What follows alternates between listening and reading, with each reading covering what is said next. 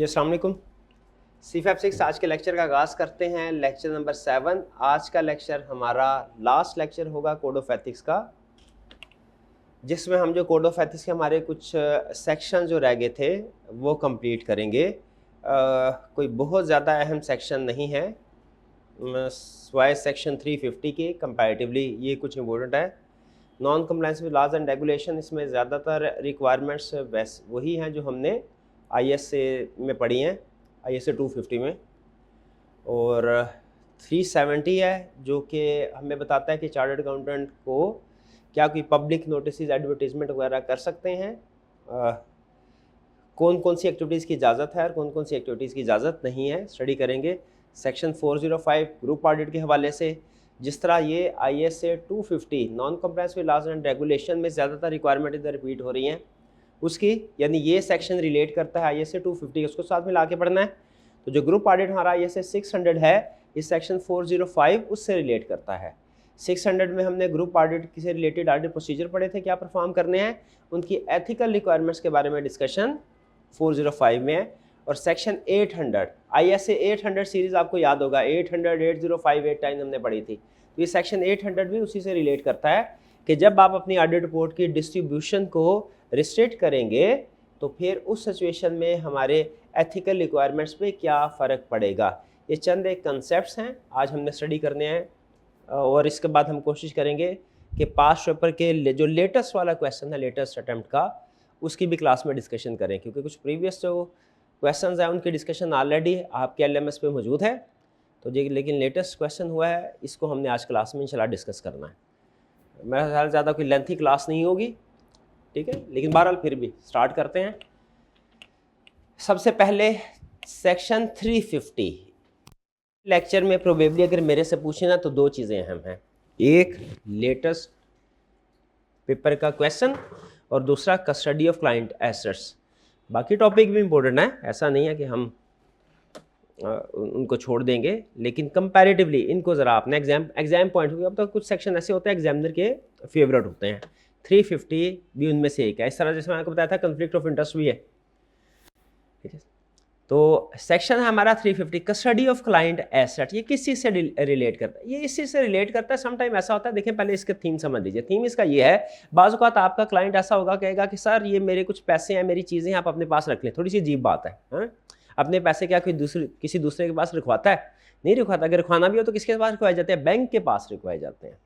फ़र्ज़ कीजिए आपका एक दोस्त अचानक आके कहे कि भैया मेरे 30-35 लाख रुपए हैं, अपने पास रख लीजिए ज़रा कुछ अरसे के लिए।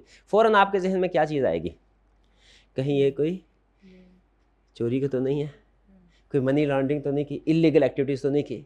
यही कंसेप्ट रिलेट कर कस्टडी ऑफ क्लाइंट एसेट से। कि आपका क्लाइंट अगर आपसे ये कहता है, कोई भी क्लाइंट, ऑडिट क्लाइंट या कोई भी दूसरा क्लाइंट, कि सर मेरे कुछ पैसे हैं, एसेट्स में ज़्यादातर क्या होगा, फर्नीचर घर का थोड़ी होगा रखवाने के लिए, कहेगा कि सर ये रख ले अपने पास। उमूमी तौर पे पैसे होंगे, कीमती चीज़ें होंगी, ज्वेलरी वगैरह होगी। तो ऐसी सिचुएशन में हमारी क्या रिस्पॉन्सिबिलिटी है? सबसे अच्छा काम तो क्या है रियल लाइफ में भी, कि भैया किसी दूसरे की चीज़ हाँ जी अपने पास रखने से अवॉइड करें, मना करें। ज़रूर हमने जिम्मेदारी लेनी है अपने ऊपर, ठीक है, लेकिन इस कंसेप्ट को, इस सिचुएशन को कोड ऑफ एथिक्स डिस्कस करता है, अच्छा चीज़ें काम की बताता है। एक पेज का है लेकिन काम की चीज़ें हैं। सबसे पहले कहता है अगर आप अपने क्लाइंट के एसेट्स को अपने पास होल्ड करते हैं तो इससे थ्रेट क्या राइज होगा? सेल्फ इंटरेस्ट है। भाई लालच आ सकता है कि नहीं? लालच आ सकता है कि हम भी हम पैसों की जरूरत किसी नहीं होती, फर्म को भी हो सकता है पैसों की जरूरत हो, तो हम क्या करें, फर्म ये कह सकती है कि अच्छा ऐसा है, हेर फेर नहीं कर रहे हम, सिर्फ क्लाइंट के एसेट्स को हमने इस महीने अपने एम्प्लॉयज़ की सैलरी देने के लिए पे कर देते हैं, अगले महीने दूसरे क्लाइंट से पेमेंट आएंगे तो साहब बराबर कर देंगे। तो फर्म उसका मिस यूज़ कर सकती है, सेल्फ इंटरेस्ट थ्रेट राइज होगा और threat to professional behaviour and objectivity rise होगा। ये कह रहा है सिचुएशन में थ्रेट राइज होगा। तो क्या होल्ड कर सकते हैं? अच्छा, अब कुछ उसने कोर्स ऑफ एक्शन या सेफ गार्ड बताए हैं before taking custody of assets, और कुछ उसने सेफ गार्ड बताया है after taking custody of asset. Before taking में उसने कहा है भाईजान सबसे पहले तो आपने कोशिश यही करनी है, shall not assume custody of client money, या कोई भी दूसरा एसेट हो, क्लाइंट के पैसे या दूसरा एसेट्स होगा तो आपने होल्ड नहीं करने अनलेस परमिटेड बाय लॉ।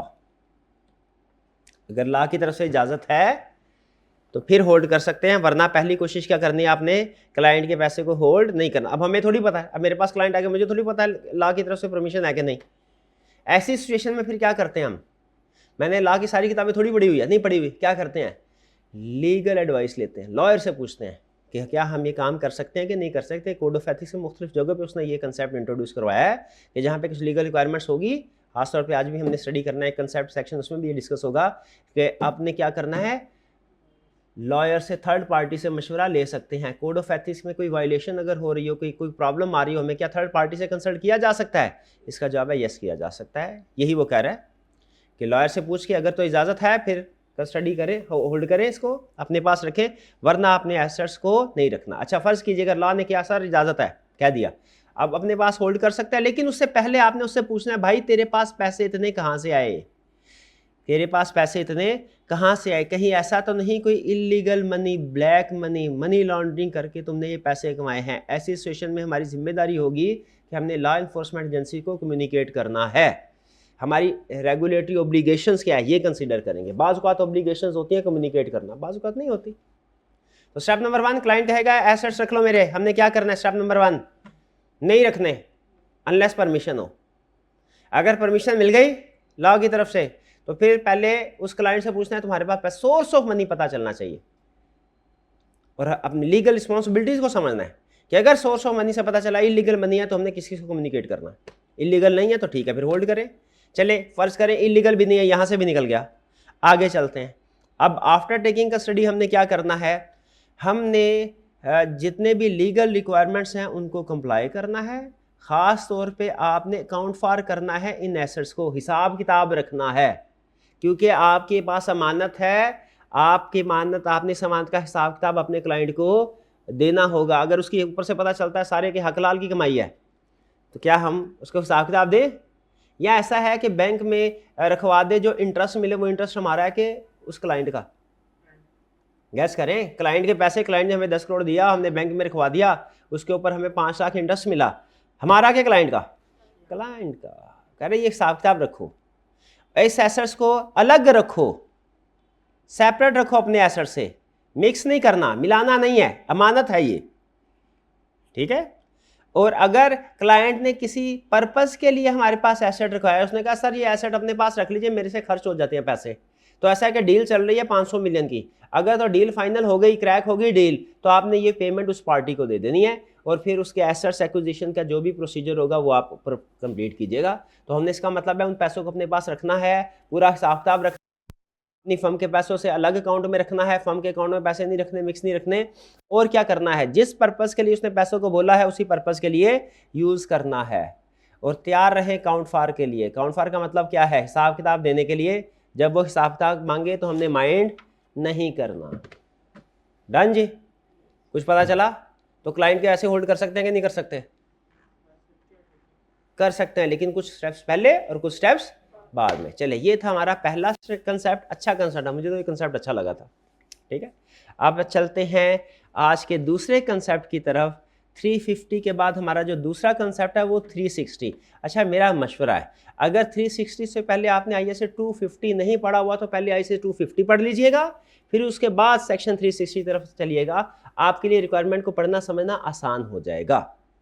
350 किससे रिलेट करता है भला? Non compliance with laws and regulations. कि अगर कौन non compliance with laws and regulation कर रहा होगा, हम के क्लाइंट? क्लाइंट।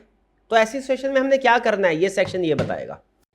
अगर हमारा क्लाइंट का कोई एम्प्लॉय लॉ की वायलेशन करे, इलीगल काम कर रहा हो, तो क्या करना है ये हम पढ़ेंगे, लेकिन अभी नमाज के लिए ब्रेक थोड़ी छोटी, नमाज के बाद यहीं से स्टार्ट करते हैं जी। तो नेक्स्ट सेक्शन हमारा 360 है, respecting to non compliance with laws and regulation. ये किस सिचुएशन से डील कर रहा है सेक्शन, कि हमारे क्लाइंट में कोई एम्प्लॉय, कोई मैनेजमेंट, डायरेक्टर्स लेवल का पर्सन, या इवन क्लाइंट की जो एक्टिविटी या ट्रांजैक्शंस हैं वो इलीगल है। कुछ जो रिस्पॉन्सिबिलिटीज़ है CFM की, ऑडिटर की, इस केस में जो कि यहाँ पे डिस्कस हुई है, वो ज़्यादातर रिलेट करती है कम्युनिकेशन से, कि क्या अगर नॉन कंप्लायंस में लॉज एंड रेगुलेशन ऑडिटर को पता चले, उसे कुछ लोगों को कम्युनिकेट करना चाहिए, इसमें ख़ास तौर पे क्या विद इन दी एंटिटी जिसका हम ऑडिट क्लाइंट कर रहे हैं उसमें मैनेजमेंट या डायरेक्टर्स को कम्युनिकेट करना चाहिए, नहीं किस लेवल पे कम्युनिकेट करना है, कब कम्युनिकेट नहीं करना। और इसी तरह एक और अहम डिसीजन जो ऑडिट फर्म को करना पड़ता है वो ये कि क्या किसी एप्रोप्रिएट अथॉरिटी को कम्युनिकेट करना चाहिए या नहीं। एप्रोप्रिएट अथॉरिटीज़ कौन हो सकती हैं, वो जैसे कंपनीज का regulator, securities and exchange commission, SEC हो सकता है, ठीक है, या इस तरह जो कुछ दूसरे इदारे हो सकते हैं जो इलीगल एक्टिविटीज़ से डील कर रहे हों। तो ये हमारा टॉपिक होगा सेक्शन 360 का कि non compliance with laws and regulation को किस तरीके से हमने एड्रेस करना है, ठीक है। हाँ, लेकिन यहाँ पे एक चीज़ ये डिस्कस करता है कि इसमें हम जो इलीगल एक्टिविटीज़ उनका जिक्र करेंगे, डिस्कस करेंगे जो कि एंटिटी से रिलेटेड है।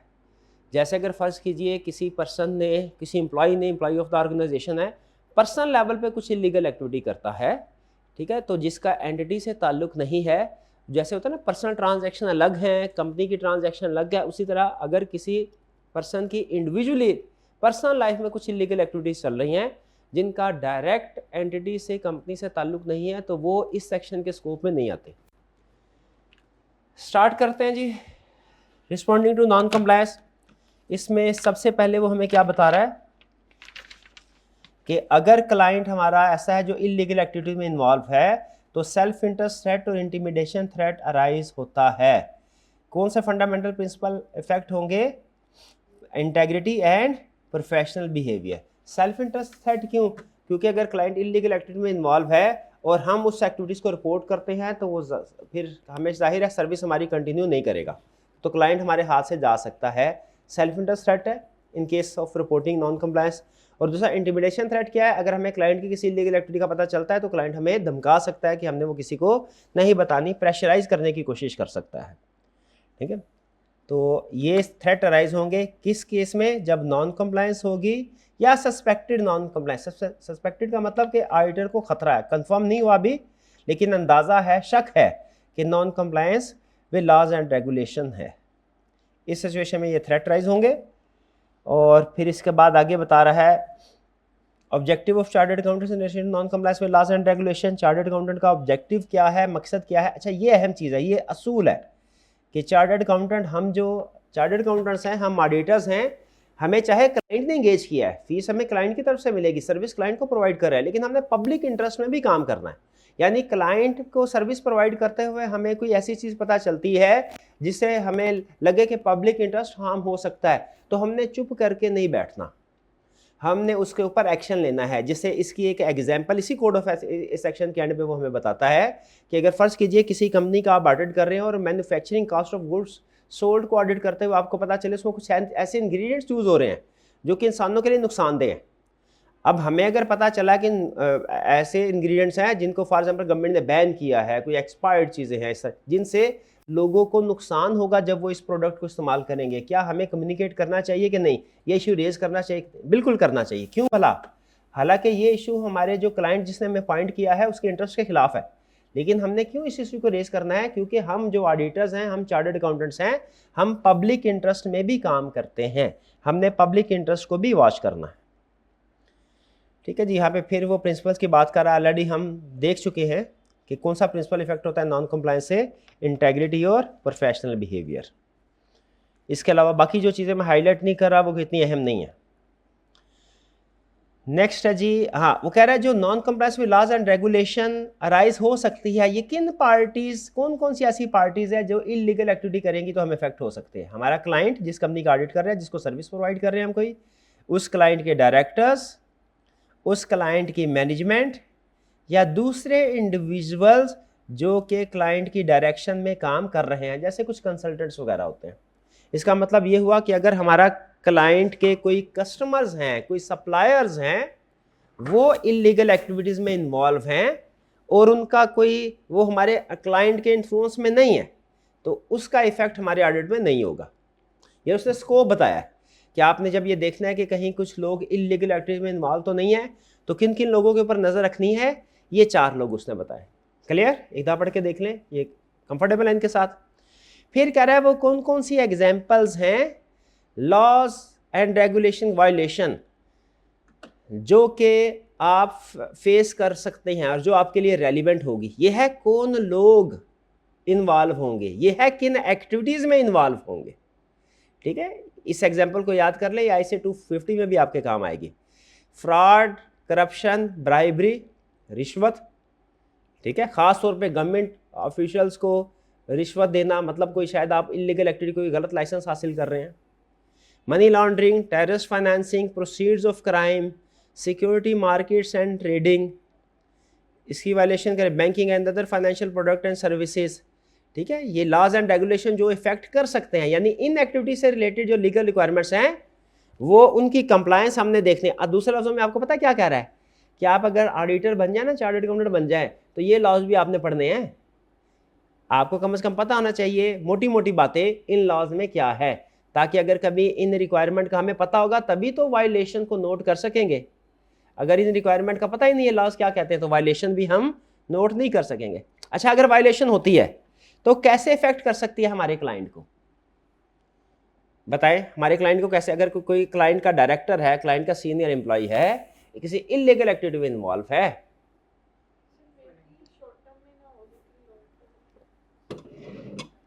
सामने आ गया, शॉर्ट टर्म में आ गया या लॉन्ग टर्म में आ गया, सामने आ गया, क्या नुकसान हो सकता है उससे, कॉन्सिक्वेंसेज क्या हो सकते हैं? रेपुटेशन खराब हो सकती है, रेपुटेशन रिस्क, शाबाश, बेहतरीन। और फाइनेंशियल स्टेटमेंट में मिस स्टेटमेंट हो सकती है, नॉन कंप्लायंस की वजह से कोई फाइन या पेनल्टी इंपोज हो सकती है। बिल्कुल यही बात कर रहा है कि नॉन कंप्लायंस की वजह से क्या नतीजा निकल सकता है इसका, फाइन्स, लिटिगेशन या दूसरे कॉन्सिक्वेंसेज। अदर कॉन्सिक्वेंसेज में क्या शामिल है, मटीरियल मिस स्टेटमेंट हो सकती है फाइनेंशियल स्टेटमेंट्स में, पब्लिक इंटरेस्ट इंप्लीकेशंस हो सकती हैं, यानी लोगों का ट्रस्ट खत्म हो जाएगा ऐसी कंपनी के ऊपर। ठीक है, ये कॉन्सिक्वेंसेज हैं, ये पॉइंट्स आपको एग्जाम में लिखने पड़ सकते हैं जो हाईलाइट कर रहा हूँ। मेरी कोशिश है सिर्फ वही चीज़ें हाईलाइट करूँ जो अहम है और एग्जाम में आपके काम आ सकती हैं। बाकी पढ़ना चाहें बाकी का सेक्शन मिले।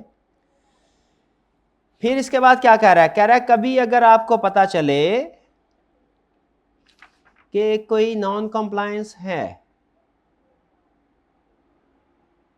तो आपने क्या करना है। बाज़ औक़ात कुछ लीगल रिक्वायरमेंट्स होती हैं नॉन कंप्लायंस में, हमने अंडरस्टैंडिंग ऑब्टेन करनी है कि लॉ क्या कहता है, अगर कभी वायलेशन हो तो इस बारे में लॉ क्या कहता है। हमने वो सारे लॉज पढ़े, उन लॉज में जो ऊपर लिस्ट मैंने हाईलाइट करवाई है, डाटा प्रोटेक्शन लॉ और ब्राइबरी लॉ, उनमें हमने देखना है कि लॉ ख़ास तौर पे क्या कहता है। अगर कभी वायलेशन हो तो एज अकाउंटेंट हमें क्या करना चाहिए, क्या हमारे ऊपर कोई ऐसी रिक्वायरमेंट है जो हमें मजबूर करे कि हमने अप्रोप्रिएट अथॉरिटी को रिपोर्ट करना है। ये अप्रोप्रिएट अथॉरिटी कौन है, रेगुलेटरी अथॉरिटी, आउटसाइड कंपनी की बात कर रहा है, डायरेक्टर्स की बात नहीं कर रहा। और दूसरा, क्या हमें क्लाइंट को अलर्ट करना है या कोई पाबंदी है। देखिए अजीब बात है, अमूमी तौर पे जो कॉन्फिडेंशियलिटी का प्रिंसिपल है वो ये बताता है कि क्लाइंट की बात क्लाइंट के अंदर रहे, बाहर के लोगों को पता ना चले। लेकिन इलीगल एक्टिविटीज़ के केस में वो कहता है अगर कोई इलीगल एक्टिविटी हो, बाहर के लोगों तो ज़रूर बताओ और देखो कि क्या अंदर के लोगों को क्लाइंट को अलर्ट करने की ज़रूरत है कि नहीं। क्यों भला, क्योंकि सम टाइम ऐसा होता है इलीगल एक्टिविटी में क्लाइंट इन्वॉल्व होगा, उसको बताएंगे तो उसे पता चल जाएगा वो पकड़ा गया है, वो कोई उसको अब सबूत में डालने की कोशिश कर सकता है। तो इसीलिए हम देखेंगे कि बाज़ औक़ात ऐसा होता है लीगल रिक्वायरमेंट्स की वायलेशन हमने कम्युनिकेट करनी होती है विद इन द एंटिटी, और बाज़ औक़ात मना है कम्युनिकेट करना। इसी तरह आउटसाइड द एंटिटी अक्सर कम्युनिकेट करनी होगी, लेकिन सम टाइम रिक्वायरमेंट नहीं भी होगी। ठीक है, जैसे यहाँ पे भी आगे चल के एक छोटी सी एग्जांपल मुझे याद आ गई, चलिए चलते चलते साथ उसका जिक्र करता रहूँ। यहाँ पे आगे चल के एक जगह पे कहेगा कि बाज़ औक़ात ऐसा है तो नॉन कंप्लायंस में लॉज एंड रेगुलेशन होती तो है, लेकिन वो छोटी सी होती है, उसका कोई सिग्निफिकेंट इम्पैक्ट नहीं है, उसको आप इग्नोर कर सकते हैं। मतलब वो रेगुलेटरी अथॉरिटीज़ को कम्युनिकेट करने की ज़रूरत नहीं, और उसकी वजह से बहुत ज़्यादा इम्पैक्ट भी आपके ऑडिट पे नहीं आएगा। जैसे फॉर एग्जांपल आपको पता है, अब तो वैसे ये मेरा हाल प्रैक्टिस थोड़ी कम हो गई है, लेकिन कुछ अर्सा पहले 10-15 साल पहले तक वो आपको याद होगा सीडीज़ मिलती थी, सॉफ्टवेयर इंस्टॉल होते थे। तो सम टाइम ऐसा होता है, आप स्टूडेंट लाइफ में तो आप इस तरह के शायद सॉफ्टवेयर इंस्टॉल आपने मे भी किए हो, तो अब मे भी अटेंड अब कम हो गया क्योंकि अब ट्रायल वर्जन वगैरह भी देते हैं जिससे काम चल जाता है। हमारे ज़माने में ऐसा नहीं होता था। तो हमारे एक क्लाइंट ऐसा था जिसने कुछ पायरेटेड सॉफ्टवेयर इंस्टॉल किए थे। अब ये असल में लॉ की वायलेशन है, एक तरह से इलेक्ट्रॉनिक क्राइम है। लेकिन वो चूंकि एक पीसी के ऊपर उसने वो समझ लीजिए कि एक्सेल को इंस्टॉल किया हुआ था, तो हमने इसके, हालांकि इलीगल एक्टिविटी है लेकिन ये उसका एक तरह से समझे पर्सनल एक्ट था, वो पर्सनल पीसी था, या बहुत ज़्यादा इम्पैक्ट फाइनेंशियल स्टेटमेंट में या ऑडिट में या रेपुटेशन रिस्क नहीं था, इसलिए हमने इसके ऊपर कंसीडर ज़रूर किया, फैसला ज़रूर किया कि इसके ऊपर हमें क्या करना चाहिए। लेकिन फिर कोई ना किसी रेगुलेटरी अथॉरिटी को रिपोर्ट किया, ना ही डायरेक्टर्स को रिपोर्ट किया। क्यों? इनकॉन्सिक्वेंशियल था, स्मॉल, वेरी स्मॉल। लेकिन यही वायलेशन अगर कोई बड़ी हो, मनी लॉन्ड्रिंग हो फॉर एग्जांपल, तो ना सिर्फ ये कि डायरेक्टर को कम्युनिकेट करना पड़ सकता है हमें, बल्कि रेगुलेटरी अथॉरिटीज़ को भी कम्युनिकेट करना पड़ सकता है। ठीक है जी। अब आगे उसने एग्जांपल दिया कि वो कौन सी केस हो सकता है जिसमें मना है क्लाइंट को बताना किसी इलीगल एक्टिविटी के बारे में, वो है एंटी मनी लॉन्ड्रिंग की एग्जांपल। ठीक है, क्लाइंट पकड़ा ना जाए। और यहाँ पे फिर आगे उसने वही बात कर दी है, ये यहाँ पे आ गई कि अगर कोई क्लियरली इनकॉन्सिक्वेंशियल है तो उस पर आपको इस सेक्शन को अप्लाई करने की ज़रूरत नहीं है। ऐसे मैटर्स, ये वही बात जिसकी एग्जांपल मैंने आपको बताई, इनकॉन्सिक्वेंशियल हो, बहुत छोटे से हो, ज़रूरत नहीं। और फिर आगे यही कह रहा है कि ये सेक्शन और किस चीज़ पे अप्लाई नहीं होगा, और कोई पर्सनल मिसकंडक्ट है जिसका बिजनेस से कोई ताल्लुक नहीं, जैसे मैंने बताया पर्सनल मैटर है, वो भी, उसका भी कोई, उसके ऊपर भी हमें कोई एक्शन लेने की ज़रूरत नहीं है। ठीक है, फॉर एग्जाम्पल पे जा रहा है, सिग्नल रेड हो गया, उसने गाड़ी रोकी नहीं, इशारा तोड़ दिया। अब है तो ये भी इलीगल एक्टिविटी, इलीगल नहीं है क्या, लॉ की वायलेशन नहीं है क्या, लेकिन ये उसका पर्सनल एक्ट है, बिजनेस से इसका कोई ताल्लुक नहीं है, इसके ऊपर हमें कोई एक्शन लेने की जरूरत है नहीं कि हम कहें भैया ये CFO ठीक नहीं है, ये इसकी इंटेग्रिटी नहीं है, हमने इसकी किसी रिप्रेजेंटेशन पे एतबार नहीं करना। वो कहेगा भाई ये मेरा बस शौक है, मैं जुर्माना भर देता हूँ। ठीक है, बहुत ज़्यादा इम्पैक्ट नहीं इसका, इस पे अप्लाई नहीं करना, पर्सनल एक्टिविटीज़ पे इस सेक्शन को अप्लाई नहीं करना। नेक्स्ट, अगर वो बिजनेस में ठीक काम कर रहा है तो इसके बाद क्या है जी, ऑडिट ऑफ फाइनेंशियल स्टेटमेंट में अगर नॉन कंप्लायंस हमारे सामने आ जाए तो हमने क्या करना है। अब ये कौन सा केस आया, ऑडिट ऑफ फाइनेंशियल स्टेटमेंट्स का। सबसे पहले कहता है स्टेप नंबर 1 में आपने क्या करना है, मैटर को अंडरस्टैंड करें जो नॉन कंप्लायंस है। भाई पहले समझ लें कि वो वाकई नॉन कंप्लायंस है कि नहीं, वो बाकी सीरियस है कि नहीं, कहीं ऐसा तो नहीं जैसे जूनियर होते हैं, ताज़ा ताज़ा आर्टिकल में जाते हैं तो आपको लगता है हर चीज़ मिस स्टेटमेंट है, और बाद में इन्वेस्टिगेट करें तो पता चलता है वो मिस स्टेटमेंट नहीं है। तो कहता है कभी आपको लगे ना कि non compliance with laws and regulation है, तो भैया अच्छे से समझ लो, क्या करो, अच्छे से समझ लो, कंफर्म कर लो। ये आपको जो इंफॉर्मेशन मिलेगी ना, चुपके से कोई आपके कान में आके कह देगा कि सर यहाँ पे ये एक इलीगल एक्टिविटी चल रही है, या हो सकता है आपको अपनी इंगेजमेंट परफॉर्म करते हुए खुद पता चले, यानी जो भी इलीगल एक्टिविटी है खुद भी पता चल सकती है, कोई तीसरा पर्सन भी आपको बता सकता है। करना क्या है, उसको अच्छे से समझना है। और नेक्स्ट क्या करना है, अगर जरूरत पड़े, अगर मसला समझ में ना आए, प्रॉब्लम समझ में ना आए, तो क्या कर सकते हैं, तो कॉन्फिडेंशियल बेसिस पे दूसरे लोगों से भी मशवरा ले सकते हैं। ये दूसरे लोग कौन हो सकते हैं, ये फर्म के अंदर लोग भी हो सकते हैं, ICAP में भी लोग हो सकते हैं, प्रोफेशनल बॉडी, आपका लॉयर भी हो सकता है। सबसे पहले क्या रिक्वायर कर रहा है आपको, क्या करना है, हमने मसले को समझ, जो आपको लग रहा है ना initially suspected non compliance with laws and regulations, उसको अंडरस्टैंड करो, क्या है, कितना इफेक्ट है, कौन से लॉ की वायलेशन हो रही है, क्या वाकई वायलेशन है। ठीक है, और फिर बाहर के लोगों से कंसल्ट कर रहे हो, कंपनी के अंदर के लोगों से भी डिस्कस कर लो। किसके साथ डिस्कस कर लो, कंपनी के अंदर भी। बताइए, गैस करें, कंपनी के अंदर किन लोगों से डिस्कशन करनी है, एप्रोप्रिएट लेवल ऑफ मैनेजमेंट से, और किससे, दोस्त चार्ज विद गवर्नेंस से। एप्रोप्रिएट लेवल ऑफ मैनेजमेंट कौन है, जो इलीगल एक्टिविटी में इन्वॉल्व है वो बंदा, कि उससे एक स्टेप ऊपर हायर अथॉरिटी, ये है एप्रोप्रिएट लेवल ऑफ मैनेजमेंट। ठीक है, और अगर डायरेक्टर्स इन्वॉल्व नहीं है उनमें, तो डायरेक्टर के साथ भी डिस्कस करो, या अगर डायरेक्टर्स को नहीं पता। ठीक है, ये क्यों कम्युनिकेट कर रहे हैं हम मैनेजमेंट के साथ, डायरेक्टर्स के साथ, ताकि वो मैटर्स को अच्छे से इन्वेस्टिगेट कर सके। और फिर उसने बताया एप्रोप्रिएट लेवल ऑफ मैनेजमेंट कौन है, ये मैंने आपको बता दिया। एप्रोप्रिएट लेवल ऑफ मैनेजमेंट क्या है, usually at least 1 level above the individual, जो कि इस इलीगल एक्टिविटी में इन्वॉल्व होगा।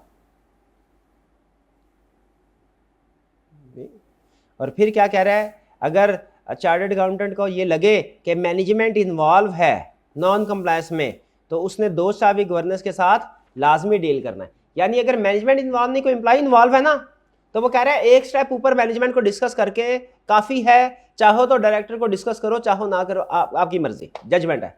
लेकिन अगर मैनेजमेंट इन्वॉल्व हुई नॉन कंप्लायंस में, फिर डायरेक्टर के साथ लाजमी डिस्कस करो। केस स्टडी में आप क्या लिखेंगे, आप सिंपल लिखेंगे जो भी अगर फ्रॉड में इन्वॉल्व हुआ, हम एक स्टेप ऊपर लेवल मैनेजमेंट को इन्फॉर्म करेंगे और फिर कंसीडर करेंगे दो चाबी गवर्नेंस को भी कम्युनिकेट करना। केस स्टडी में आप डायरेक्ट चाहे हर केस दो चाबी गवर्नेंस को कम्युनिकेट कर दे, कोई प्रॉब्लम नहीं है। स्टेप जरूर लिखना दो चाबी गवर्नेंस का।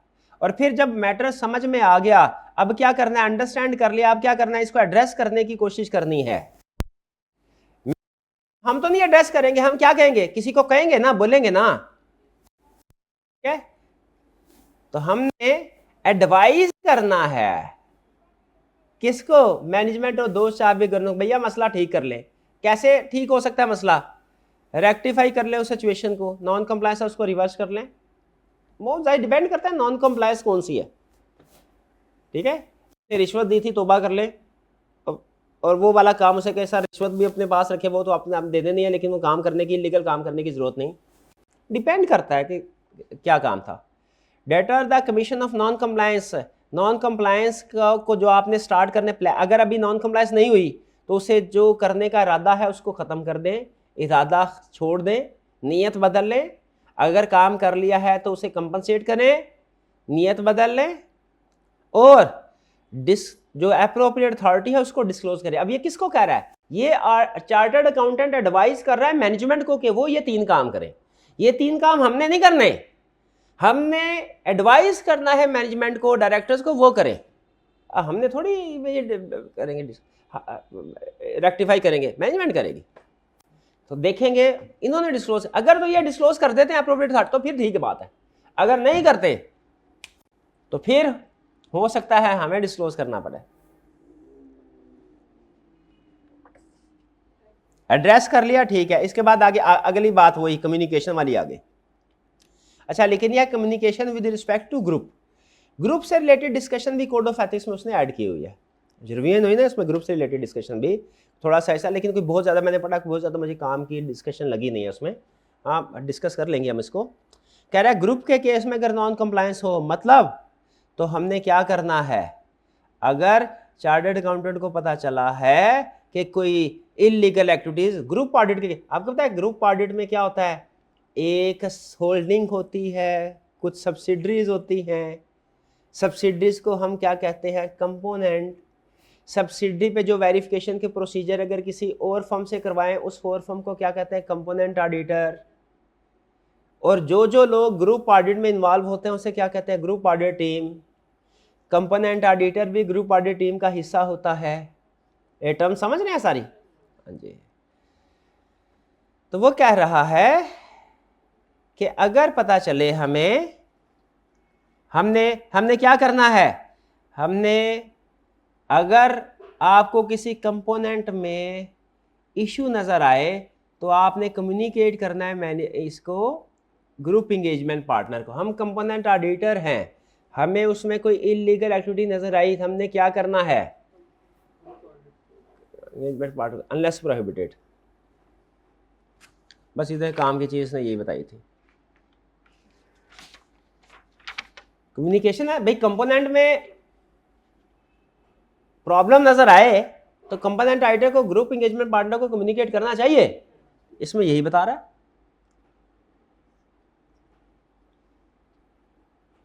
फिर इसके बाद 360.18 में क्या कह रहा है वो, if non compliance might be relevant to one or more of the component. अगर उसे पता चले भाई ये नॉन कंप्लायंस तो दूसरे कंपोनेंट में भी हो सकती है, तो फिर क्या करना चाहिए, फिर ग्रुप इंगेजमेंट पार्टनर को नेसेसरी स्टेप्स लेने चाहिए कि वो ये जो फर्दर वर्क है वो दूसरे कंपोनेंट्स को भी कम्युनिकेट करे। बस ये इतना कंसेप्ट है। अभी ये बात समझ आई। आपको एक इंटरेस्टिंग एग्जांपल बताता हूँ। मैं जूनियर था ना, तो मेरा शायद दूसरा क्लाइंट था, उसमें प्रॉब्लम इलीगल नहीं थी लेकिन इशू था। बैंक है ना, उसकी डिफरेंट ब्रांचेज होती हैं, जिसमें हमने ब्रांचेज भी कंपोनेंट है। तो उस पर होता है, आपको पता है सबसे बड़ा इनकम होती है बैंक की इंटरेस्ट इनकम, उसकी और इंटरेस्ट एक्सपेंस है, उसकी वेरिफिकेशन करनी होती है। तो हम एनालिटिकल प्रोसीजर परफॉर्म करते थे। क्या करते थे, कि वो लिया हमने एवरेज बैलेंस लिया, क्या है डिपॉजिट का फॉर एग्जांपल, उसको रेट ऑफ इंटरेस्ट से मल्टीप्लाई किया, और अगर हम 6 मंथ पे कैलकुलेशन कर रहे हैं तो मल्टीप्लाई बाय 6/12 किया, क्योंकि रेट ऑफ इंटरेस्ट होता है एनुअल, 6/12 किया। अगर फर्ज कीजिए 10 मंथ्स के ऊपर कैलकुलेशन कर रहे हैं टर्म अमाउंट में तो मल्टीप्लाई 10/12। तो वो कैलकुलेशन मैच नहीं हो रही थी क्लाइंट की फिगर के साथ। अब एक क्लाइंट, अब वो ब्रांच, अब हमारे सीनियर टेंशन में आ गया, वो कहने लगा ये इंटरेस्ट इनकम मैं अपने एनालिटिकल के जरिए से, ग्लोबल के जरिए से वेरिफिकेशन कर रहा हूँ, लेकिन मेरे मुताबिक डिफरेंस है, और डिफरेंस थोड़ा ज़्यादा था, बहुत ज़्यादा भी नहीं था लेकिन ज़्यादा था। मतलब एक जो थ्रेश होल्ड होता है ना, समझे अगर फॉर एग्जांपल 1% है तो 1.75% कुछ इसके लगभग था। बड़ी सरखपाई की, एंड में जाके क्लाइंट ने बताया, उसने कहा सर हमारे मुताबिक हमारा सिस्टम है, हमारा पूरा बैंकिंग सिस्टम जो है उसकी इंटरेस्ट की कैलकुलेशन इसके जरिए से होती है, ये गलत नहीं हो सकता। हमने कहा जी हमारा तरीकाकार भी आपके सामने, गलत तो ये भी नहीं हो सकता। उसने कहा अपना तरीका समझाए, पहले उसने हमें अपना तरीका समझाया सिस्टम का, इंटरेस्ट का, हमें उसमें कोई प्रॉब्लम नजर नहीं आई। फिर हमने कहा अच्छा हमारा तरीकाकार भी समझ लो। उसने समझा, कहने लगा अच्छा तरीकाकार तो आपका भी ठीक लग रहा है। सोच रहा, 2 दिन बाद आया भागा भागा, कहता है सर जी मुझे मसला पता चल गया। क्या? कहता है आप लोग जो कैलकुलेशन कर रहे हैं वो मंथली बेसिस पे कर रहे हैं, हमारा सिस्टम जो कैलकुलेशन करता है वो इंटरेस्ट डेली बेसिस पे कैलकुलेट करता है। आप 1 महीने का इंटरेस्ट होगा ना, उसकी कैलकुलेशन करेंगे मल्टीप्लाइड बाय 1/12। हमारा सिस्टम नहीं करेगा, हमारा सिस्टम करेगा अगर फरवरी का महीना है ना तो मल्टीप्लाई 28/365, जनवरी का है तो 31/365। सिस्टम हमारा इंटरेस्ट डेली बेसिस पे करता है। बैंक जाहिर है उसका इंटरेस्ट सिग्निफिकेंट, आम ऑर्गेनाइजेशन में मंथली बेस पे करे तो कोई फर्क नहीं पड़ता, लेकिन बैंक में तो उनके डेली बेसिस के ऊपर ही एक एक दिन का इंटरेस्ट अहम होता है, फर्क पड़ जाता है। अच्छा मुझे ये बताइए, अभी ये इशू सामने आ गया, ये इशू एक कंपोनेंट पे सामने आया, हालांकि क्लाइंट का मसला नहीं था, मसला हमारी अंडरस्टैंडिंग का था। क्या ये इशू ग्रुप लेवल पे यानी हेड ऑफिस लेवल पे मैनेजर को कम्युनिकेट करना चाहिए था आपके ख्याल में? और क्या मैनेजर को बाकी के कंपोनेंट्स में भी ये कम्युनिकेट करना चाहिए था कि हमारी जो कैलकुलेशन होगी बैंक के केस में, अब हमने नॉर्मल जो मंथली वाला तरीकाकार है वो नहीं अपनाना, डेली वाला अपना बताना चाहिए कि नहीं? वरना हर एक ही परेशान रहेगा, हर एक सीनियर, मुख्तलिफ ब्रांचेज में मुख्तलिफ सीनियर गए थे। यही बात वो यहाँ पे कर रहा है कि अगर एक कंपोनेंट पे ऊपर कोई इलीगल एक्टिविटी सामने आई, कंपोनेंट ऑडिटर को ने क्या करना है, ग्रुप इंगेजमेंट पार्टनर को बताना है, और फिर ग्रुप इंगेजमेंट पार्टनर ने चुप नहीं बैठे रहना, उसने क्या करना है, उसने देखना है अगर इसका इफेक्ट दूसरे कंपोनेंट्स पे है तो उनको कम्युनिकेट करे और बताए इसकी वजह से फर्दर प्रोसीजर उन्होंने क्या करना है। कहानी समझ आ गई इसकी? 365। अच्छा फिर इसके बाद क्या कह रहा है कि आपने जब कम्युनिकेट कर दिया तो फिर इसके बाद हमने देखना है कि क्या मजीद एक्शन की जरूरत है कि नहीं, डिपेंड करता है ग्रुप। आपको याद है इससे पहले वाले स्टेप में हमने क्या किया था? हमने इससे पहले वाले स्टेप में, कम्युनिकेशन से पहले वाले स्टेप में हमने क्लाइंट से कहा था भैया ये जो तुमने गलती की है इसका उपाय करो, इसका प्रायश्चित करो। ये क्या है? उसका प्रायश्चित कर रहा है, उसको आपका कंपनसेटिव एक्शन ले रहा है।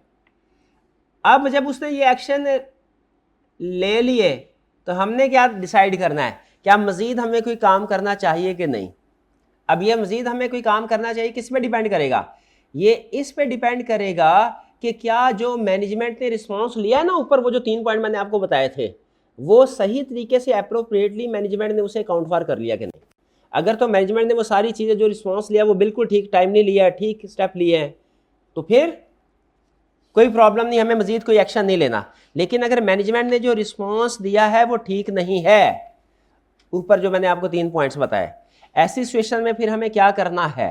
ऐसी सिचुएशन में फिर मैनेजमेंट की इंटेग्रिटी तो गई क्या नहीं गई? No longer confidence on integrity of management. अगर 2-4 भी गवर्नेंस इन्वॉल्व है वो भी क्यों भला? भैया एक तो आप लोगों की नाक के नीचे इलीगल एक्टिविटी होती रही, आप सोते रहे, और दूसरा जब आपको बताया तो उसके बाद आपने अप्रोप्रिएट कोर्स ऑफ एक्शन भी नहीं लिया, बस आप फारिग है। पहले हमारा ख्याल था सिर्फ मसला कॉन्फिडेंस का है आप में, कि आपका ध्यान जो है ना ये कंपनी में नहीं है, अब तो आपकी इंटेग्रिटी, ठीक है। और फिर इसके बाद एंड इंक्लूड सिचुएशन, ये उस सिचुएशन बता रहा है कि जब वो एक्शन ना ले कोई उस सिचुएशन में, फिर इसका मतलब है मैनेजमेंट ने एक्शन नहीं लिया तो फिर क्या करना है? हमने एक्शन लेना है, further action that chartered accountant नहीं, हमें लेना कि नहीं लेना चाहिए, कि हमने कहा क्लाइंट ने एक्शन लेना था, नहीं लिया तो क्लाइंट जाने वो अब रेगुलेटर मारेगा इसको, हमें खुद भी एक्शन ले, हमें क्या कर, disclose the matter to approve, जो हमने उसे कहा था डिस्क्लोज करो, नहीं किया तो हम करेंगे। और फिर विड्रॉ भी कर सकते हैं, और आगे चल के वो कहता है अगर आप विड्रॉ करते हैं तो उसका ये मतलब नहीं है कि डिस्क्लोज नहीं करना, या डिस्क्लोज करते हैं तो उसका ये मतलब नहीं है विड्रॉ नहीं करना, आप दोनों बातें इकट्ठी भी कर सकते हैं, कोई एक भी कर सकते हैं, डिपेंड करता है सर्कमस्टेंसेस पे।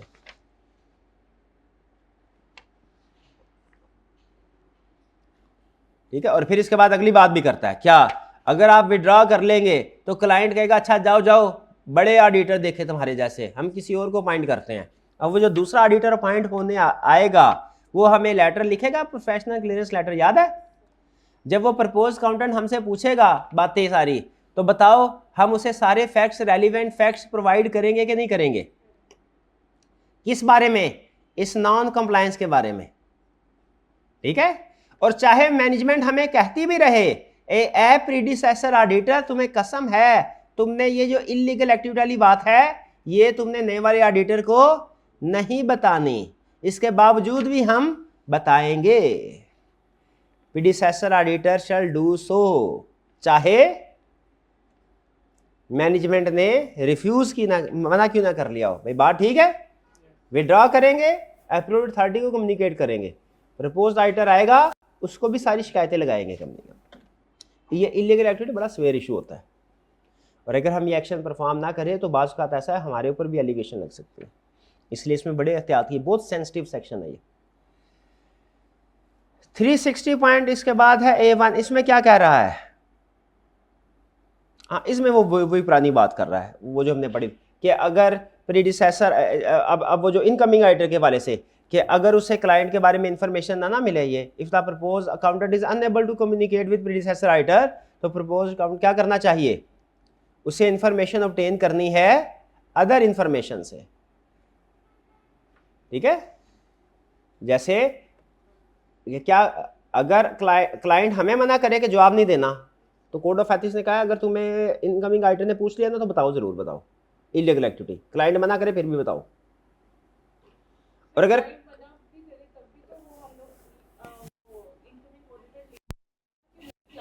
हाँ फिर ये लिखे में, लेकिन हाँ नहीं एक्सेप्ट करता बिल्कुल, लेकिन यहाँ पे वो कह रहा है ये भी लिखो क्लाइंट ने मना किया, और फिर वो मना करने के बावजूद जो इलीगल एक्टिविटी है उसका भी जिक्र करो, स्पेसिफिक रीजन भी बताओ। नॉर्मल हालात में हम अगर क्लाइंट हमें मना करे ना तो हम सिर्फ ये लिख के भेजते हैं कि क्लाइंट ने हमें मना कर दिया और बताते कुछ भी नहीं है, यहाँ पे ये भी बताएंगे क्लाइंट मना कर रहा है और वो रीजन भी बताएंगे इलीगल एक्टिविटी क्या है। ठीक है, और अदर मीन्स क्या हो सकते हैं, इंक्वायरी ऑफ थर्ड पार्टी जिससे इनकमिंग ऑडिटर इंफॉर्मेशन ले सकता है, या बैकग्राउंड इन्वेस्टिगेशन मैनेजमेंट और 2-4 बिग गवर्नेंस की। Next, determining whether to disclose the matter to appropriate authority. अच्छा ये एक इशू है, क्या हमें एप्रोप्रिएट अथॉरिटी को कम्युनिकेट करना चाहिए कि नहीं, हालांकि ऊपर कह चुका है कंसीडर करो, अब आपको बता रहा है कि कब कम्युनिकेट करना चाहिए कब नहीं।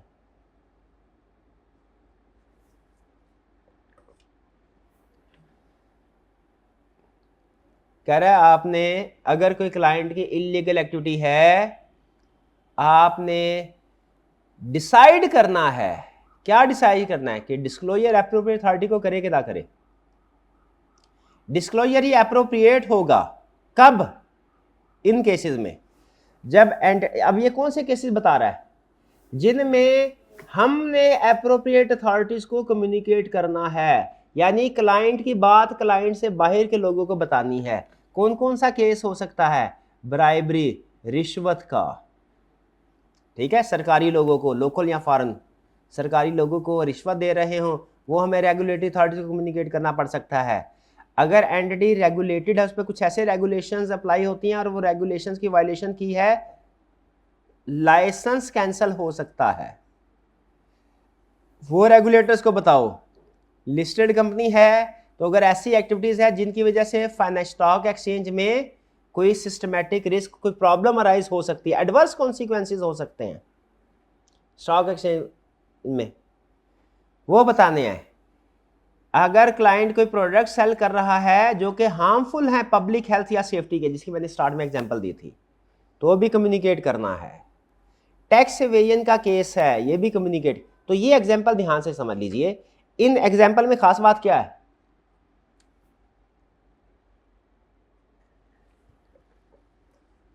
इन सारी एग्जाम्पल में रेगुलेटरी अथॉरिटी को हमने, अगर मैनेजमेंट ने कम्युनिकेट नहीं किया तो हम करेंगे। अच्छा, एप्रोप्रिएट अथॉरिटी का लफ्ज यूज हो रहा है। अब आगे बता रहा है एप्रोप्रिएट अथॉरिटी कौन हो सकती है, डिपेंड करता है इशू के ऊपर। अगर कंपनी से रिलेटेड इशू है तो एप्रोप्रिएट अथॉरिटी एससीसीपी होगा। अगर एनवायरनमेंट से रिलेटेड इशू है तो जो एनवायरमेंटल प्रोटेक्शन एजेंसी है वो एप्रोप्रिएट अथॉरिटी होगी। ठीक है, बस इसके बाद कोई इसकी काम की चीज़ यहाँ पे इसमें नहीं है। डॉक्यूमेंटेशन कह रहा है, कुछ मैटर्स डॉक्यूमेंट कर ले, कोई नहीं है। फिर बाकी भी ये भी कोई इसमें ऐसी खास बात नहीं है।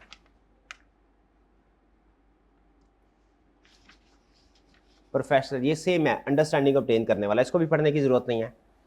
हाँ, ये जो नेक्स्ट है section communicating the matter two entities external auditor, हाँ इसमें कह रहा है फर्ज करें, ये जरा सिचुएशन बढ़िएगा, आप कौन है, ये मुश्किल नहीं है, सिंपल आपकी सिचुएशन चेंज कर रहा है। कह रहा है आप ऑडिटर हो तो फिर तो ठीक है। अगर फर्ज करें आप नॉन ऑडिट सर्विस प्रोवाइड कर रहे हैं, बुक कीपिंग, और आपको किसी इलीगल एक्टिविटी का पता चला, और इलीगल आप उसी क्लाइंट को, वो फर्म का क्लाइंट है, ऑडिट क्लाइंट है फर्म का, मैं समझ रहे हैं, फर्म का एक ऑडिट क्लाइंट है, उसको श्योरेंस सर्विस भी प्रोवाइड कर रहे हैं, नॉन श्योरेंस सर्विस भी प्रोवाइड कर रहे हैं। अभी पहले जो डिस्कशन करके गया है वो ये कि अगर वो ऑडिटर है, उसे ऑडिट के दौरान में इलीगल एक्टिविटी पता चली तो क्या करना है। यहां पे क्या कह रहा है, अगर इलीगल एक्टिविटी ऑडिटर को नहीं पता चली, वो जो नॉन श्योरेंस सर्विस प्रोवाइड कर रहा है फर्म, उसको पता चली, तो वो क्या करे, कम्युनिकेट करे। यही बता रहा है, अकाउंटेंट शैल कम्युनिकेट नॉन किसको कम्युनिकेट करे, फर्म को कम्युनिकेट करे।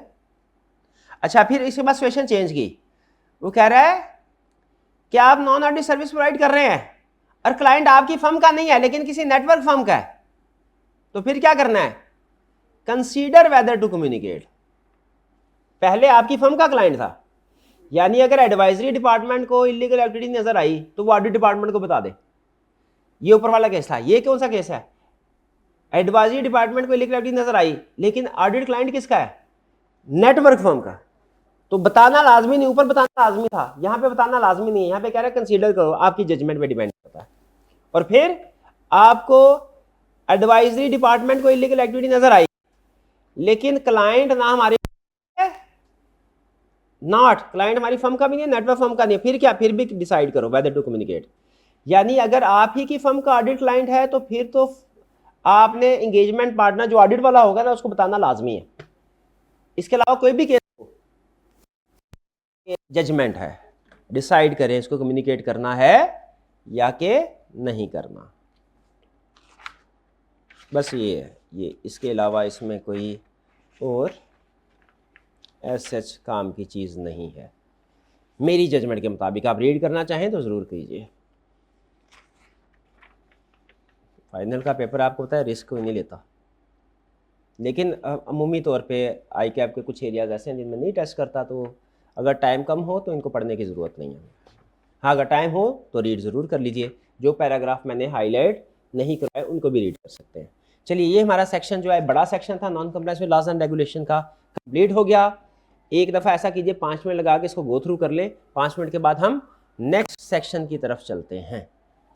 पॉज कीजिए जी। अब जो नेक्स्ट सेक्शन है हमारा वो है सेक्शन 370। इसका थीम सुन लीजिए क्या है, ये हेडिंग है public notice, announcements and communication, undue publicity be avoided.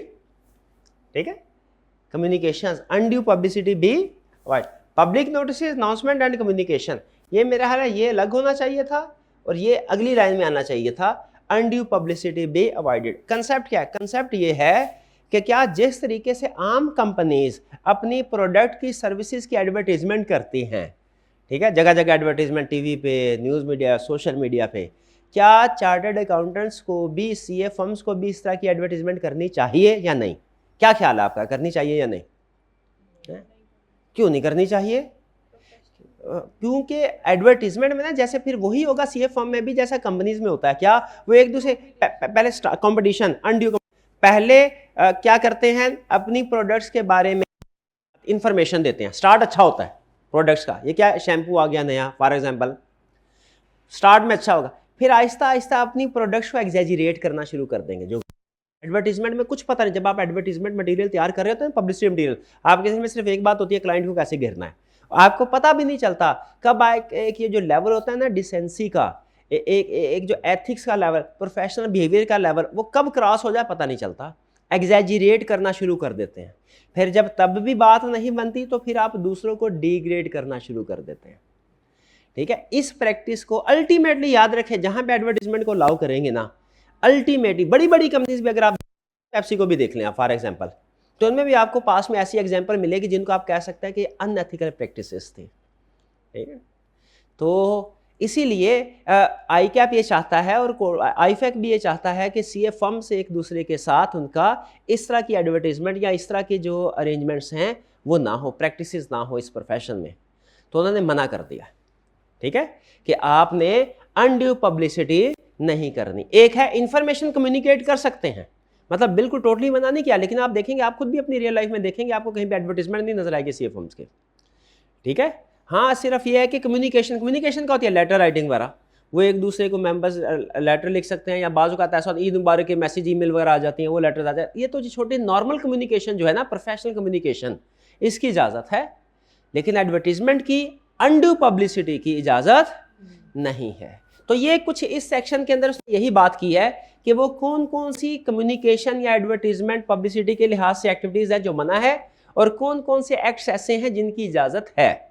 क्योंकि जाहिर है एक नई सीए फर्म आई है, अब जहन में ये भी सवाल पैदा होता है, तो दुनिया को पता कैसे चलेगा कि नई सीए फर्म है। तो एक है कम्युनिकेट करना, मैसेज कम्युनिकेट कर सकते हैं, एडवर्टाइज नहीं कर सकते, दोनों में फ़र्क है। कम्युनिकेट करने का मतलब है सिर्फ फैक्ट्स पहुंचाने हैं दूसरे बंदे तक। एडवर्टीजमेंट का या अनड्यू पब्लिसिटी का मतलब क्या है, उसको कन्विंस करना है कि वो हमसे सर्विसेज हासिल करे। कन्विंस करने वाली बात नहीं कर सकते, ये मेन समझे क्रक्स है इस सेक्शन का।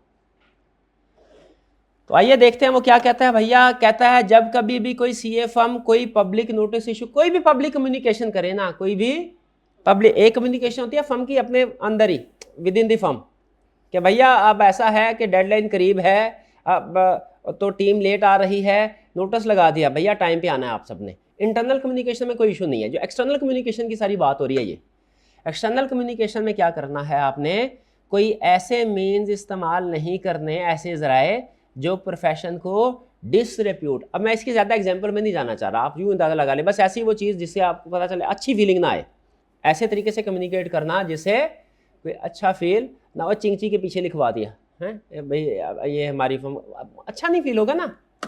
डिसरेप्यूट केवल क्या, अपना एग्जैजरेट क्लेम नहीं करने, अपने आप को बढ़ाना नहीं, दूसरों को काम को डिग्रेड नहीं करना। आईकैप कहता है मेरे लिए सारे चार्टर्ड अकाउंटेंट एक बराबर है। सारे चार्टर्ड अकाउंटेंट जिसके हर अटेम्प्ट में गोल्ड मेडल आए वो भी एक बराबर, जो हर अटेम्प्ट में फेल हो के कभी पास हुआ कभी फेल हुआ, वो चार्टर्ड अकाउंटेंट बना वो भी एक बराबर, क्योंकि दोनों ने जो रिक्वायरमेंट्स आईकैप की पूरी की हुई हैं। ठीक है, तो अगर कभी एक दो दफ़ा फेल हो जाए तो परेशान होने की ज़रूरत नहीं होती, पास हो के सब बराबर है, और मरने के बाद तो बिल्कुल ही बराबर हो जाते हैं ना, है ना, वो तो फिर इररिलेवेंट ही हो जाती है। बहरहाल हम उसकी बात नहीं करते, हम पास होने की बात करते हैं, अच्छी अच्छी बातें करते हैं। वैसे मरने की बात करना भी अच्छी बात है, प्लानिंग करनी चाहिए, नहीं करनी चाहिए क्या, फ्यूचर की प्लानिंग करनी चाहिए ना। हाँ, तो एडवर्टाइजिंग फॉर सोलिसिटेशन भी वाइडेड, ये क्या रहा है, क्लाइंट घेरने के लिए। सोलिसिटेशन का मतलब क्या, क्लाइंट घेरने के लिए एडवर्टीजमेंट आप नहीं कर सकते, नहीं कर सकते। ठीक है, लेकिन ये कह रहा है ये कुछ चीजें हैं, ये काम इसको वायलेशन नहीं समझी जाएगी। बेसिक रूल क्या है, आपने किसी किस्म की एडवर्टीजमेंट नहीं करनी सिवाय इनके, ये जो लिस्ट बताई उसने। ठीक है, यानी ये ए में वो लिस्ट बता रहा है जिसकी इजाजत है, ए में इजाजत, और बी में वो लिस्ट बता रहा है जिसकी इजाजत नहीं है। ये एक्टिविटीज आपने पढ़ लेनी है। अब ये कुछ टेक्निकल कंसेप्ट नहीं है कि मैं एक एक लफ्ज इसको डिटेल करूं, बताऊं आपको। ठीक है, ऑब्जेक्टिव मैनर में एडवर्टीजमेंट करनी है, बिला वजह जो बेसिक प्रिंसिपल जो है, डिसेंट रहना है, क्लैरिटी, ऑनेस्टी, ट्रूथफुल के साथ इंफॉर्मेशन भेजनी है। ठीक है, कोई इस तरह का इमेज हमने क्रिएट नहीं करना जो खिलाफ हो, किसके, एथिक्स के खिलाफ हो। टेक्निकल स्टैंडर्ड के खिलाफ। जो काम नहीं करने वो जल्दी से सुन लीजिए। हमने कोई false expectation, client favourable result की एक्सपेक्टेशन क्लाइंट को डेवलप नहीं करनी। भैया मेरे पास आओ, टैक्स सेविंग लाजमी ही होगी, मेरे पास ऑडिट करवाओ, अनमोडिफाइड ओपिनियन जरूर मिलेगा, मेरे पास आके पढ़ो, पास जरूर हो जाओगे। अनफेवरेबल एक्सपेक्टेशन डेवलप नहीं करने। आपने कोई ऐसा नहीं काम करना कि भैया एफबीआर का केस है, हमारा डायरेक्टर वाकिफ है, बेफिक्र हो कि हमारे पास आओ, तुम्हारा असेसमेंट ऑर्डर तुम्हारी फेवर में होगा। इस तरह की कोई नहीं, चाहे वाकफियत हो भी, लेकिन आपने इस तरह की कोई बात नहीं करनी। किस तरह की? जिससे लगे कि आप कोर्ट को या किसी रेगुलेटरी बॉडी वगैरह को इन्फ्लुएंस कर सकते हो, आपकी बड़ी वाकफियत है। ठीक है, अपने मुंह मियाँ मिट्ठू नहीं बनना, ऐसे ही बोलते हैं ना, जो कि वेरीफाइबल फैक्ट्स ना हो। फैक्चुअल स्टेटमेंट दे सकते हैं, जजमेंटल स्टेटमेंट नहीं दे सकते अपने बारे में, फैक्चुअल बात कर सकते हैं। ठीक, कितना एक्सपीरियंस है, इतना एक्सपीरियंस है, ये बात कर सकते हैं। मैं बेहतरीन सर्विस प्रोवाइड करता हूं, जजमेंटल है नहीं। मुझे 15 साल हो गए सर्विस प्रोवाइड करते हुए, फैक्चुअल है। बात समझ आ रही है? फैक्ट के बेस पे अपनी रिप्रेजेंटेशन दे सकते हैं, अपनी तारीफ नहीं करनी। अच्छा, अपनी तारीफ नहीं करनी तो दूसरों को किराए पे, मैं मतलब है दूसरों को कह दिया इन्फ्लुएंस करके, ऐ मेरे प्यारे स्टूडेंट ऐसा कर कि मेरे बारे में बहुत अच्छी अच्छी बातें कर। टेस्टिमोनियल क्लाइंट से बोला, क्लाइंट से सर हम आपको अगली दफ़ा 20% डिस्काउंट देंगे, हमारे बारे में अच्छा फीडबैक दे दे, अच्छा रिव्यू दे दे। हमने ये टेस्टिमोनियल या एंडोर्समेंट इजाज़त नहीं है। हमने अपने कंपैरिजन ही नहीं करना। कहता है ये दूर की बात, अपने आप को बढ़ाना और दूसरे को कम करना, ये तो दूर की बात है। आप कंपैरिजन नहीं करें दूसरे चार्टर्ड अकाउंटेंट के साथ। ये बात हमें बताती है कि आईकैप सारे चार्टर्ड अकाउंटेंट्स के, आईकैप की नज़र में सारे एक बराबर है।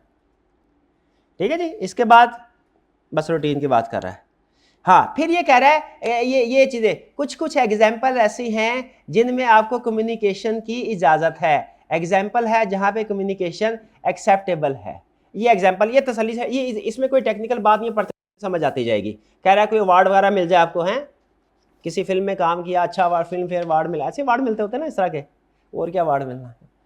बहरहाल कोई किसी अच्छी जगह इंटरनेशनल किसी पोजीशन पे पोस्ट आ गई, तो मजाक की बात कर रहा था अवार्ड की, इंटरनेशनल आईफैक में फॉर एग्जांपल हमारा कोई मेंबर है आईकैप का, वो उधर उसको गवर्निंग बॉडी में उसको सीट मिल गई, तो वो उसको पब्लिसाइज कर सकते हैं। लेकिन शर्त यह है कि आपने इंस्टीट्यूट का नाम भी मेंशन करना है, ताकि आपकी मशहूरी के साथ साथ इंस्टीट्यूट की मशहूरी भी हो जाए।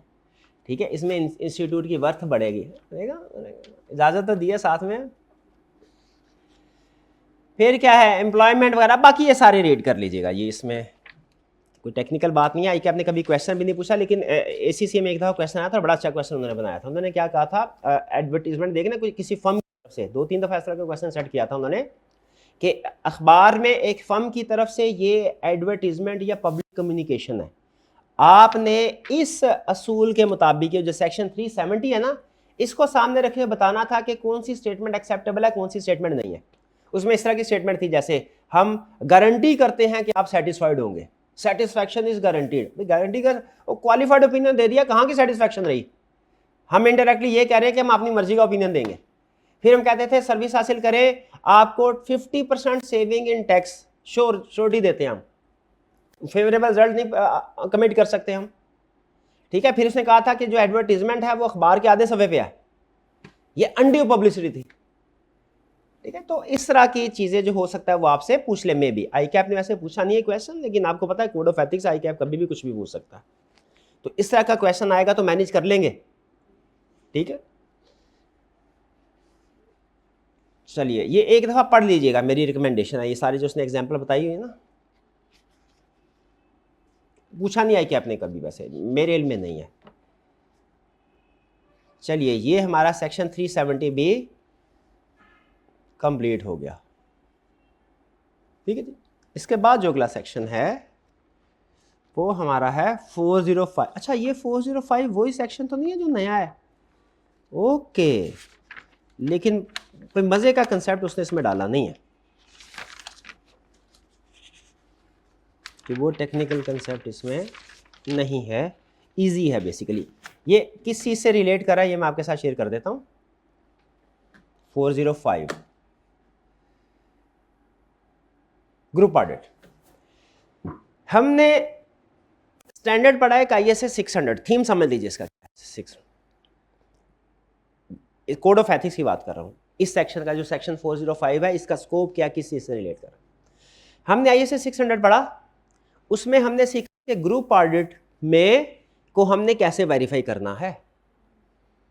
वो बेसिकली ग्रुप एंगेजमेंट पार्टनर के पॉइंट ऑफ व्यू से है कि अगर एक क्लाइंट के डिफरेंट कंपोनेंट्स हैं तो उसने कंपोनेंट्स को किस तरीके से वेरीफाई करना है, कंसोलिडेशन प्रोसेस को कैसे उसने डील करना है।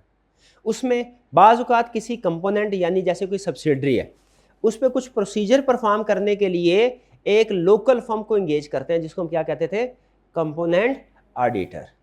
तो इस केस में याद रखिए, ये टाइटल इसका ग्रुप ऑडिट है, लेकिन में जो डिस्कशन है वो डिस्कशन किसकी है भला, कंपोनेंट ऑडिटर की। इसमें बताएगा क्या, इसमें बताएगा ये कि देखिए अगर हम ग्रुप ऑडिटर है ना तो हमने क्या करना है, कोड ऑफ एथिक्स को, वो सारा कोड ऑफ एथिक्स हमारे लिए बना था।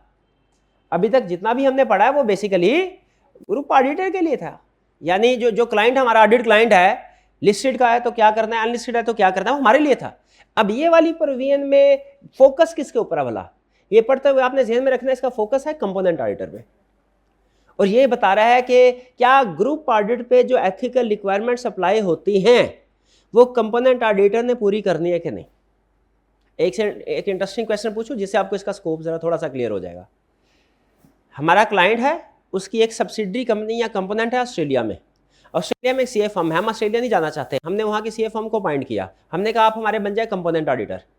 हो सकता है वो हमारी नेटवर्क फर्म का हिस्सा हो सकता है हमारी नेटवर्क फर्म का हिस्सा ना हो। ये ज़हन में रखिएगा, उसने ये दोनों सिचुएशन यहाँ पे डिस्कस की है कि बाज़ औक़ात कंपोनेंट ऑडिटर हमारी नेटवर्क फर्म का हिस्सा होगा और बाज़ औक़ात हमारी नेटवर्क फर्म का हिस्सा नहीं होगा।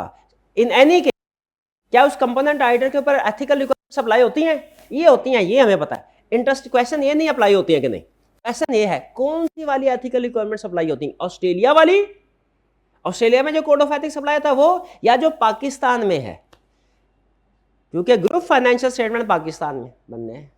कैसे नहीं, नेटवर्क फर्म का पार्ट नहीं है।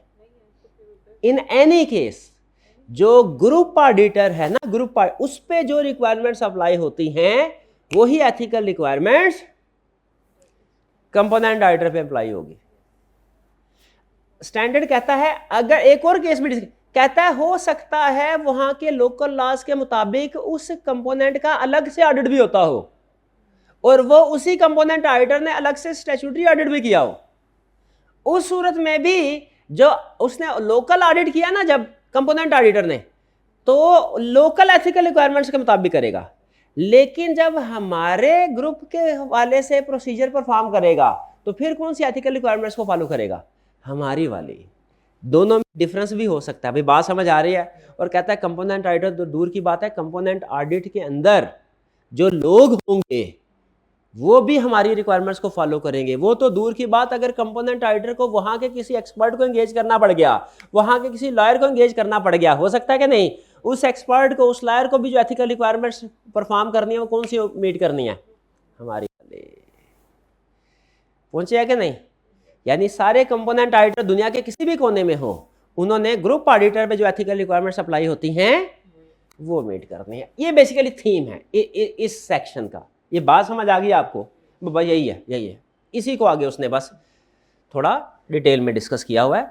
आइए ज़रा इसको पढ़ लेते हैं, क्या कहता है जी सेक्शन 405 में। सेक्शन 405 में वो ये कह रहा है हमसे, क्या कह रहा है, कहाँ कह रहा है,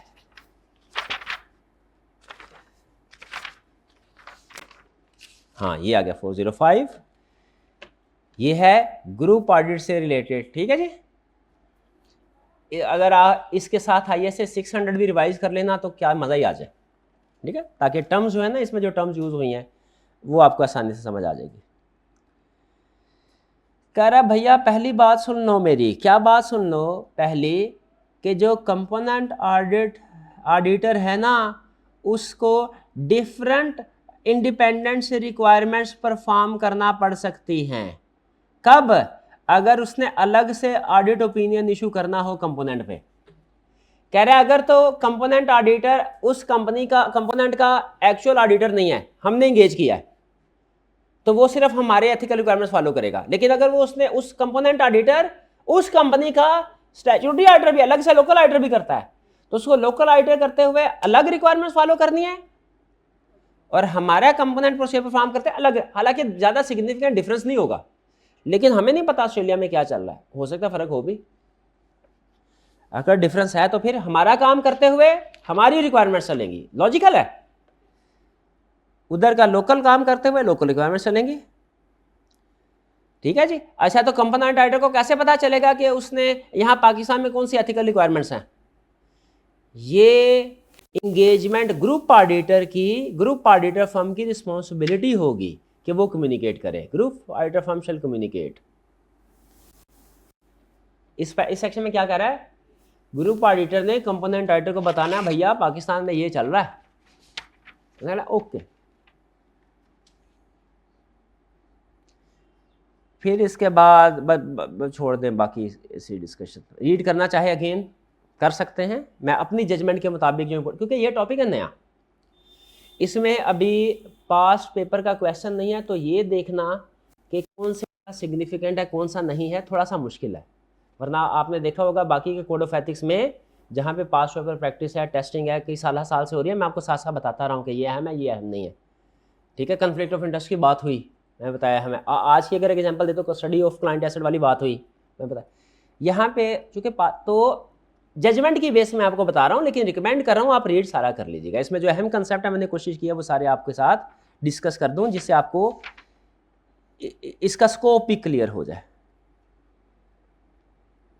तो हम हैं एग्जाम्पल्स पढ़ ली हमने, ठीक है। अभी तक हमने पढ़ा कि कंपोनेंट ऑडिटर, दो बातें पढ़ी हैं। कंपोनेंट ऑडिटर ने लोकल रिक्वायरमेंट्स को फॉलो करना है, हमारी रिक्वायरमेंट्स को फॉलो करना है कंपोनेंट ऑडिट करते हुए, और दूसरी बात हमारी रिस्पॉन्सिबिलिटी होगी group engagement, group audit firm की, कि उसने रिक्वायरमेंट्स को कम्युनिकेट करना है कंपोनेंट ऑडिटर को। फिर इसके बाद क्या कह रहा है? Independent consideration applicable to individuals. अच्छा, अब ये टर्म्स है, ये मैं चाहता हूँ इस टर्म को जरा आप समझ लीजिए कि इसका मतलब क्या है। कह रहा है member of the group audit team, क्या ग्रुप ऑडिट फर्म नहीं बोल रहा, क्या कह रहा है? Group audit team with in are engaged bye group auditor firm and it's network firm. ये जो टर्म होती है ना ग्रुप ऑडिट टीम, इससे मुराद क्या है? इक्वल टू, हाँ जी, सारी टीम, यानी इसमें होल्डिंग कंपनी की टीम भी शामिल है, कंपोनेंट की टीम भी शामिल, यानी कंपोनेंट ऑडिटर भी ग्रुप ऑडिट टीम का हिस्सा है।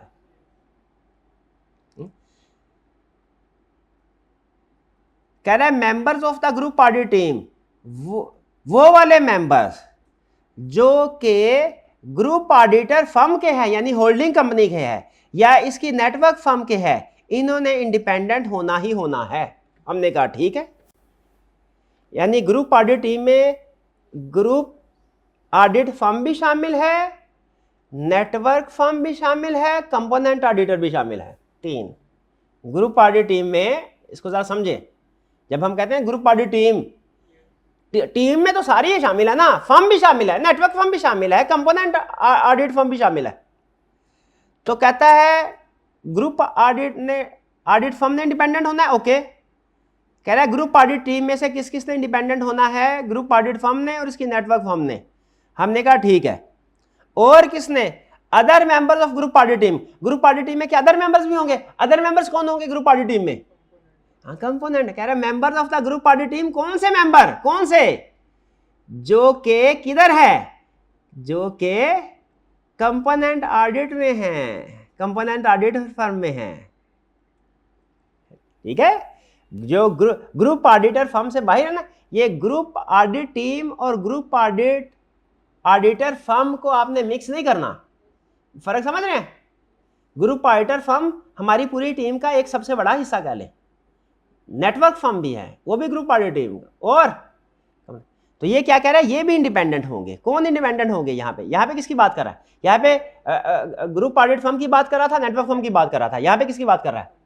कंपोनेंट ऑडिटर में इंडिपेंडेंट होगा। तो सिंपल क्या कह रहा है भैया, कंपोनेंट ऑडिटर में भी वही रिक्वायरमेंट सप्लाई होगी सारी कोड ऑफ एथिक्स की। ठीक है, इसको जरा पढ़ते हैं, ये अहम है थोड़ा। तो कंपोनेंट ऑडिटर को शैल बी इंडिपेंडेंट, किससे इंडिपेंडेंट होना है? तसल्ली से पढ़ेंगे हम। कंपोनेंट ऑडिट क्लाइंट से, कंपोनेंट यानी कंपोनेंट से इंडिपेंडेंट होना। कंपोनेंट ऑडिटर को किससे इंडिपेंडेंट होना है? कंपोनेंट से। और कंपोनेंट ऑडिटर को किससे इंडिपेंडेंट होना है? उस कंपनी से जिसके ग्रुप फाइनेंशियल स्टेटमेंट्स बन रही हैं। और कंपोनेंट ऑडिटर को किससे इंडिपेंडेंट होना है? उस कंपनी से जिस पे कंट्रोल है इस कंपनी का। नहीं समझ आई बात? नहीं आई बात समझ?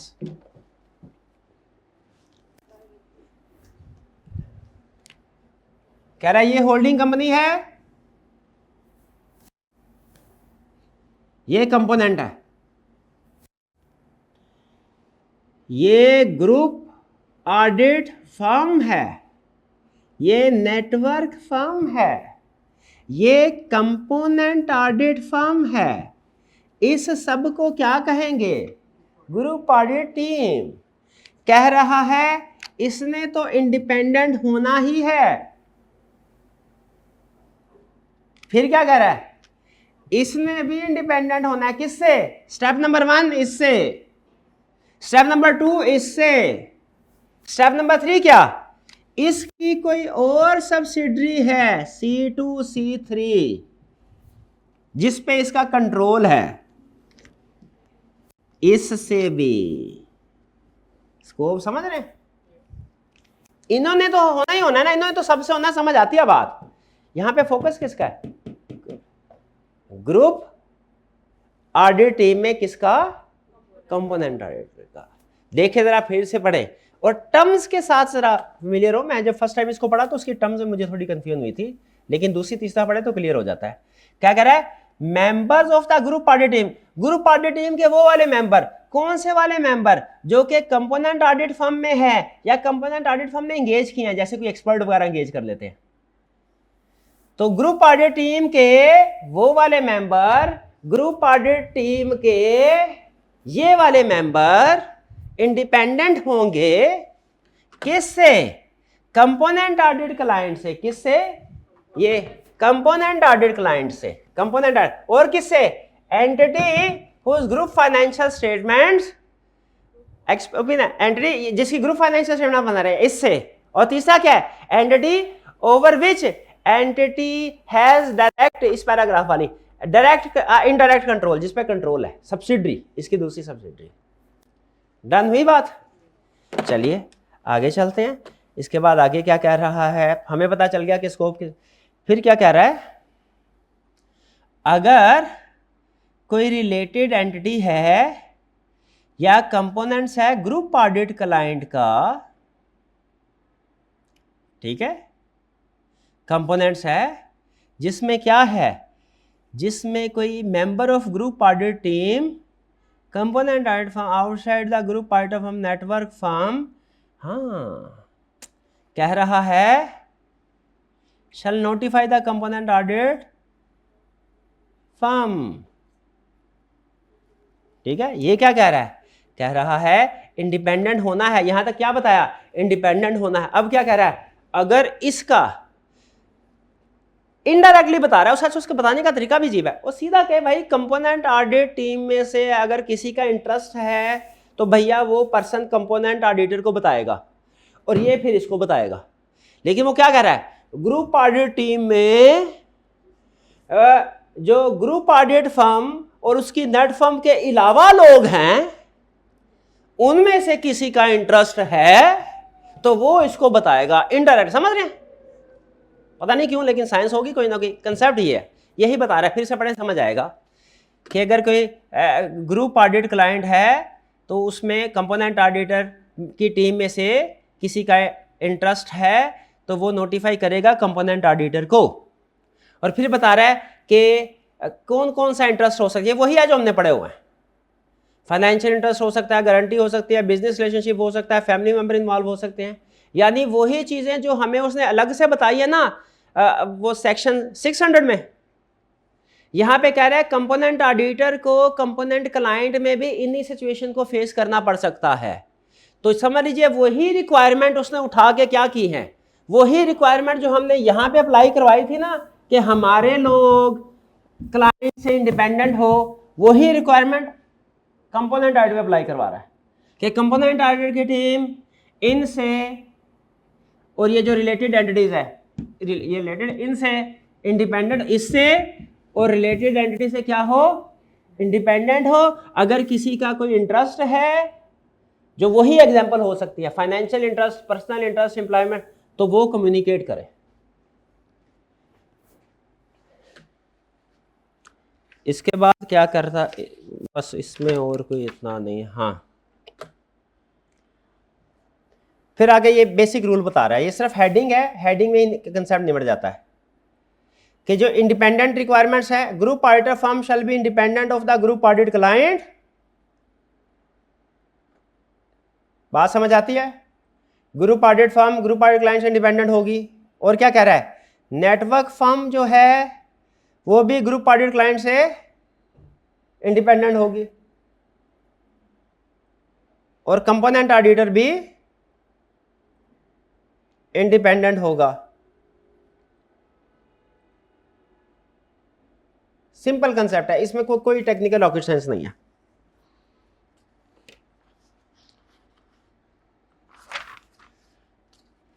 इसके बाद नेक्स्ट की ऑडिट पार्ट, वो कह रहे, आपको याद है की ऑडिट पार्टनर हमने पढ़ा था, कोड ऑफ एथिक्स में भी पढ़ा था। की ऑडिट पार्टनर में 3 पॉइंट्स बताए थे आपको, कौन कौन से थे जरा बताइए मुझे। की ऑडिट पार्टनर में 3 तरह के पार्टनर, एंगेजमेंट पार्टनर होता है की audit partner, engagement quality reviewer होता है क्या, और कौन सा होता है तीसरा, कंपोनेंट का। यहां पे किसका जिक्र करेगा, गैस करें, कंपोनेंट का।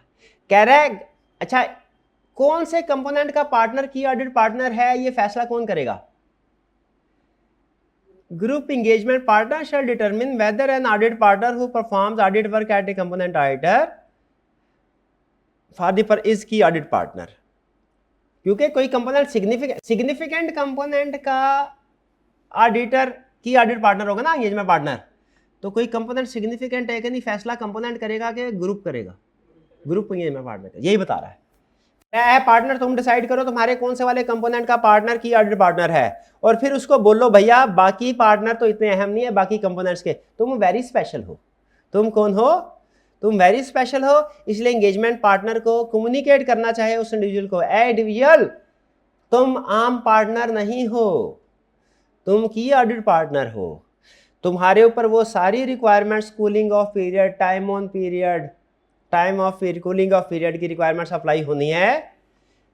हर कंपोनेंट के पार्टनर पे कूलिंग ऑफ पीरियड की, टाइम ऑन पीरियड की रिक्वायरमेंट्स अप्लाई नहीं होती, किसके ऊपर होती हैं, जो की ऑडिट पार्टनर है।